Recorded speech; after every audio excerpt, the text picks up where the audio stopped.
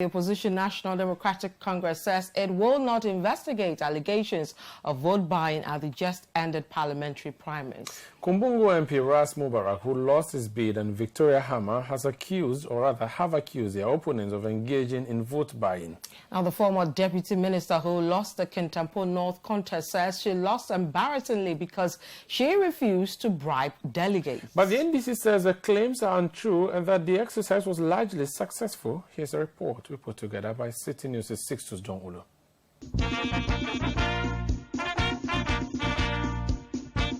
Though 578 aspirants filed to contest in Saturday's polls, only 524 of them were cleared. Whilst 39 constituencies went uncontested, 74 are outstanding for various reasons, including 5 which were put on hold pending the outcome of investigations by the party's special committees. The 5 are Asawase, Impoho, Yilokrobo, Fantiako North, and Elembele. But the minority may lose the expertise and experience of some of its key members going into the next elections and subsequently in the next parliament. Joseph Yelechre of Wa West in the Upper West region is one of such people. The former Procurement Task Force chairman under PNDC, regional minister, ambassador, Minister for Health, and subsequently Local Government and Rural Development Minister, has been in Parliament since December 2004, when the constituency was created. He is noted for his valuable contribution to legislation, but he lost his bid to a relatively new face to politics,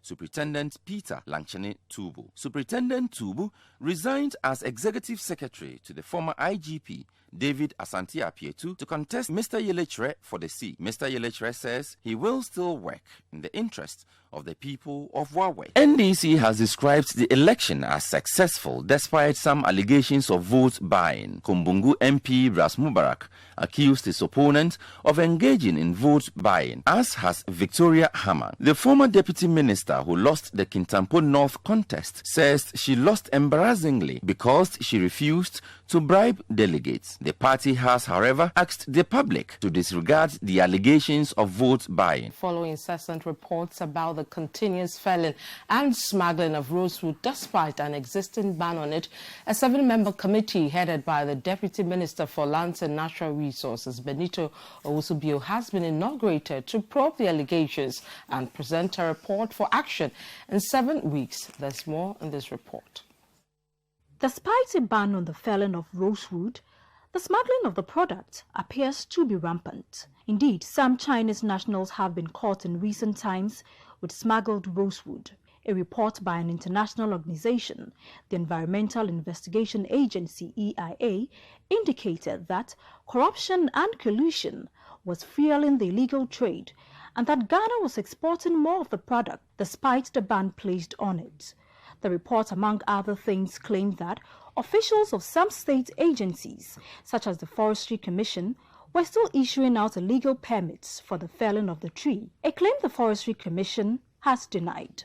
At the inauguration of the committee to investigate these allegations, the Minister for Mines and Natural Resources, Kwekwa Somacheme, said the security agencies have also been tasked to impound some 20 tracts of rosewood allegedly hidden in the Bulsa South constituency of the Upper East region. A 7-member committee headed by the Deputy Minister of Mines and Natural Resources, Benito Owusubio, has been given 5 weeks to investigate allegations of rosewood smuggling in the country. Now, residents of some communities located few meters before the Akosombo township and one other community on the outskirts of the Eastern Region town are accusing the Volta River Authority of overbilling them for the electricity they use.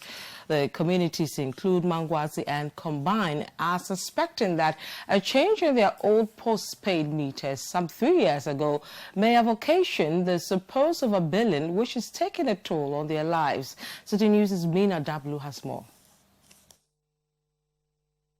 New Pomo, popularly known as Tosca, and Mangwase are communities one would find just before the Akosombo township. Combine, on the other hand, is located on the outskirts of Akosombo. One would think that their proximity to the main source of electricity in Ghana would mean that they would have free flow of electricity into their homes without any challenges. But City News' visit to these communities revealed that they have been complaining to authorities of the Volta River Authority, VRA, for years over what they describe as overbilling. Rose, a resident, used to sell fish to community members some years back to support her family. She relied heavily on electricity for her business as her 2 deep freezers stored her fish for her daily trade. She shares with me how the constant overbilling has crippled her business. Okay. Business. Okay. And the almost is a meter. I'm a beneba. Everywhere 2 million, 3 million. Metimito and I'm not doom. Frustrated residents have written a series of petitions to the VRA authorities to seek for help. A response from the presidency to one of the petitions in 2017 reads, "We are in receipt of your respondents received on 18th May 2016, but after this response, nothing has been done to rectify the supposed anomaly." A couple of petitions followed later, with the recent one forwarded to the VRA on May 7th, 2019. We move on to some other stories, and motorists who use the Gimpa Link Road say the state of discipline on the road has improved remarkably since City TV's War Against Indiscipline campaign team began operating there. Today's exercise by the police, which is the 7th on the stretch, recorded the lowest arrest in the history of the campaign, with only 10 errant drivers arrested. Here is Caleb Kuda. Traffic snaked down the Gimpa Link Road more than 300 meters on the stretch that leads to North Legon. But we waited in vain for the dispatch rider to return to the arresting area where drivers caught driving on the shoulders or against oncoming vehicles, as has been the practice. But our wait was in vain.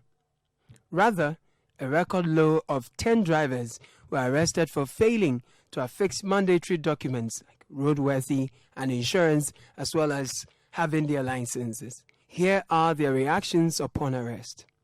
I don't have my driving license with me.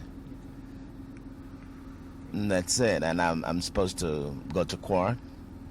So they took my particulars. I informed them I had a meeting at 8 o'clock, and they asked me to come to the Central Police Station at 11 this morning. I have been processed for court. Road users, motorists are being asked to prove that they're driving within the law and that they have all their documentation with them. I just I'm not too pleased that I'm a victim at this time, but it's the right thing. Good morning. I'm Caleb. I work with City TV. I just wanted to have a quick chat with you. She said that the soft copy is not allowed, so I'm going for that. You had a soft copy, but they didn't take that one. 300 meters down the Gimpa Link Road, you can tell that there is heavy traffic build-up, but no one from our monitoring has driven on the shoulder of the road or against traffic.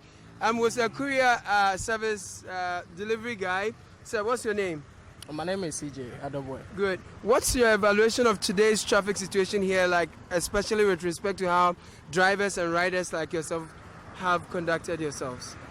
I think let me first of all commend the City TV, the campaign, the discipline on the road. It's improved. It has improved now, so everybody is kind of vigilant. They don't want to fall as a victim.